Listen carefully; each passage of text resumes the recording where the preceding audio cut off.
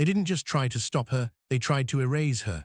Deep in Wyoming's backcountry, a lone ranger was beaten down, stripped clean of her tools, and hoisted upside down from a tree like a warning sign for the wilderness itself. Left there for the sun, the wolves, and the cold, patient silence that lives between pines. Her strength was leaking out fast. Sight and sound warped into a dark tide, and then through drifting mist and shadow something stepped out. A black Mustang, massive, scarred like it had survived a lifetime of fights. Wild in the oldest way, untamed muscle and storm heart, it should have fled at the scent of harm, but it didn't. Instead, the horse moved closer. Slow, certain, like it had made a choice. What happened next would bend everything she believed about survival, loyalty, and fate. Before we dive in, drop where you're watching from, and if this story grips you, subscribe. Bridger Teton spread in every direction, an endless cathedral under a Wyoming sky that felt too big for mercy. Lodgepole pines stood like a dark wall, broken only where snowmelt rivers braided through valleys in silver ribbons. The Tetons rose jagged and white in the distance, carrying storm clouds like burdens on their shoulders. Spring flashed wildflowers across the lowlands like brief, defiant sparks. Autumn turned the air razor-cold before dawn, and every footstep snapped frost from grass like glass. This was a land that didn't forgive carelessness, and it was here that Claire Dawson came to disappear or to endure. To locals, she was simply the new ranger, tall, broad-shouldered, angular-faced, with eyes that rarely revealed a thing. Before sunrise, they'd spot her running the gravel track, breath steaming in the cold. After that, she vanished into timberline, binoculars on her chest, sidearm at her hip, moving alone with a precision that looked like discipline but felt like distance. At the station, she spoke only when duty demanded it. If someone tried small talk, she gave short answers and moved on, polite, clipped, sealed shut. To her colleagues, she was impressive, reliable, hard as iron. To herself, she was something else, a survivor who sometimes wondered if survival had been a gift at all. Her story didn't begin in these pines. Years earlier, she'd worn desert tan instead of forest green. Staff Sergeant Claire Dawson, U.S. Army Special Operations, one of the few women in her detachment. Afghanistan forged her, small teams, long marches where helicopters couldn't go, villages where maps were guesses and bad intel meant death. She earned respect fast, not by being loud, but by being relentless. When rounds started cracking, her hands stayed steady, her decisions stayed clear. The men, boys, some of them, used to joke she had ice in her veins, but they followed her without hesitation. She remembered Corporal Henson once grinning through dust and smoke. If Dawson says move, you move. If she says stay, you nail yourself to the ground. For a while, the missions blurred together, night raids, tense negotiations, long silent hours waiting on intelligence that might be true or might be bait. The enemy was everywhere and nowhere, echoes across valleys, shadows on ridgelines. She believed in the work. She believed in the team until the day belief broke. A recon sweep, a valley known for supply lines, supposed to be clean, but the valley was waiting. The information had leaked. Someone inside the chain had sold them out. Gunfire erupted from three sides. Mortars tore the earth open, smoke and heat and screaming metal.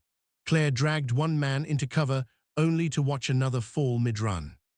It was quick, merciless. Within minutes, half her team was gone or dying.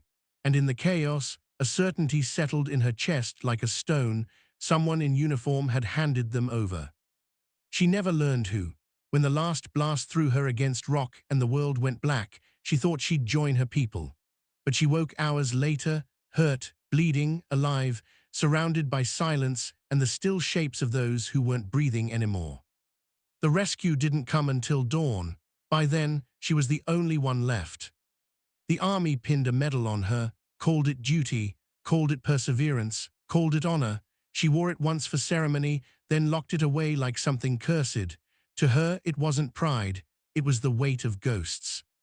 Nights became a war of their own, faces, shouts, sudden waking, ears straining for blasts that weren't there. Daylight forced discipline into her posture, but inside she carried the guilt of being the one who walked away breathing. Civilian life didn't heal her. Cities were too loud, too crowded, too full of casual lies. She tried Denver, security work, but every sudden noise snapped her heart awake. Every alley felt like an ambush. So she searched for a posting far from neon and noise. That's when Bridgerton appeared. Huge territory, few visitors, brutal terrain, lonely work. To most people, it sounded miserable.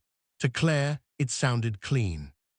Out here, if something died, it was honest. A tree fell, a bear starved. A hiker made one mistake in the wrong canyon. No euphemisms, no paperwork that hid the truth. Just life and loss written plainly into the land. Her days turned into routine. Up before 5, run the loop behind the station, then clean her weapon, check her rifle, audit her pack. Patrols took her where few went, miles of timber, nothing but tracks and signs. A cigarette butt where none should be, a tree cut with fresh saw marks, smoke in a place that should have been quiet. She logged everything, documented every detail. Some called her obsessive, until she started finding poachers from faint tire shadows and pulling lost hikers out of nowhere because she noticed one broken twig. They started calling her the Eye of the Forest, not warm, not friendly, but not mocking either. One man watched her closer than the others, Supervisor Randall Cole. Officially, he praised her endurance, her reports, her willingness to take the hardest shifts, but his eyes told a different story. He studied her silence like it was a crack to pry open. He asked about her past in a tone that pretended casual, but never was. When she gave him nothing, he smiled too easily, like her refusal still fed him information. Claire didn't confront him, nothing concrete, but instinct, honed in distant deserts, whispered that Cole was not a man to trust, so she sharpened her distance, held tighter to routine, because certainty felt safer than suspicion. Just after sunrise, Claire stepped into the station, her shift still clinging to her, frost on her jacket, fatigue metallic on her tongue. She expected paperwork and a few hours of sleep.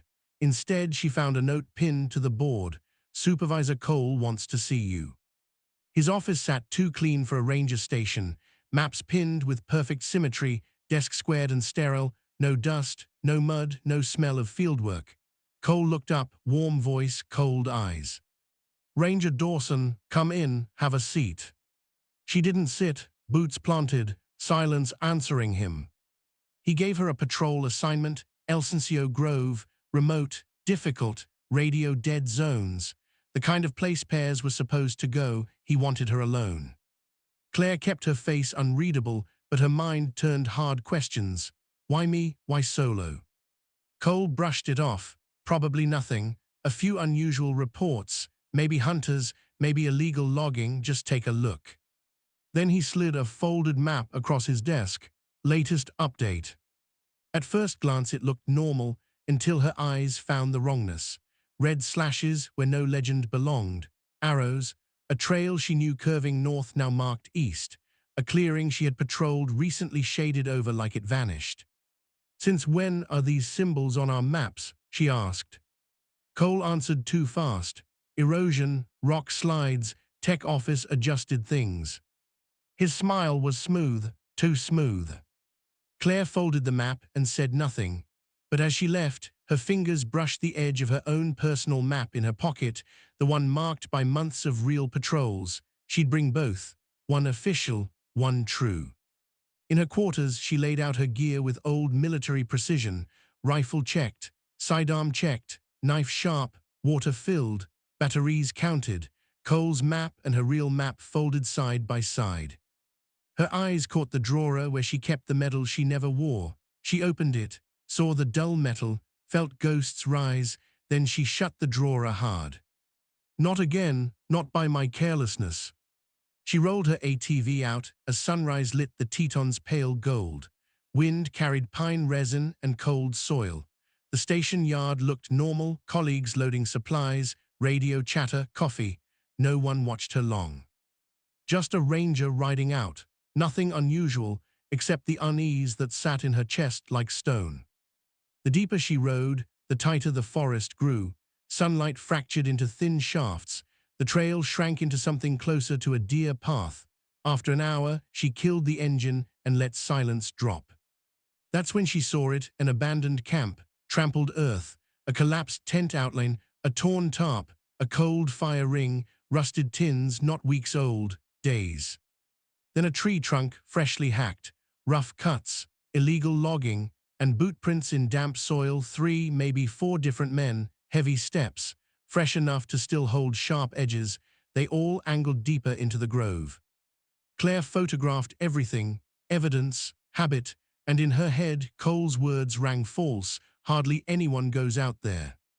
The forest changed tone, birds went quiet, wind faltered, that unnatural hush pressed down like a lid, and Claire felt it, like Afghanistan all over again, the certainty of being watched. It hit fast. She crouched over a fresh heel mark, then brush exploded. Men burst out, faces wrapped, mismatched camouflage, weapons in hand. She drew and fired a warning shot, crack of thunder in the trees. They flinched, then surged. A rock slammed her shoulder. Her pistol flew from numb fingers. She fought anyway, elbow to jaw, knee to ribs, shin kick, training taking over. But more shadows poured in, 6-1. A heavy blow cracked the back of her head, and the world flashed white. She heard Spanish, a harsh voice, "Alive, take her alive, she's just another dog of the Rangers." They zip-tied her wrists, stripped her rifle, her pistol, her knife, threw her tools away like they were nothing. A taller leader crouched, eyes cold above a bandana. Claire smirked through pain, defiance. It enraged him. Hang her, let the sun and the wolves finish the job. They dragged her to a clearing and threw a rope over a thick branch, looped it around her ankle until it bit deep, then they hauled her up. The world inverted, blood rushed to her skull, forest spinning. They laughed, mocked her. The sun will strip her bones, the wolves will do the rest. Then they vanished, boots fadding, until the clearing belonged to silence again. Claire twisted, tried to fold upward, muscles shaking, but the knot held. Heat pressed down, thirst turned her mouth to sand, and the ghosts came, shouts, explosions, faces of her team. Not again, not like this. But another thought, colder than any enemy, coiled in her mind. Maybe this time I don't make it out. Darkness took her. When the world returned, it came in pieces, blurred trees, harsh sun, pain pounding in her skull from hanging too long. A shadow moved between trunks, large, silent, black, hallucination, she thought, heat, dehydration, lack of air. Except the shadow didn't dissolve.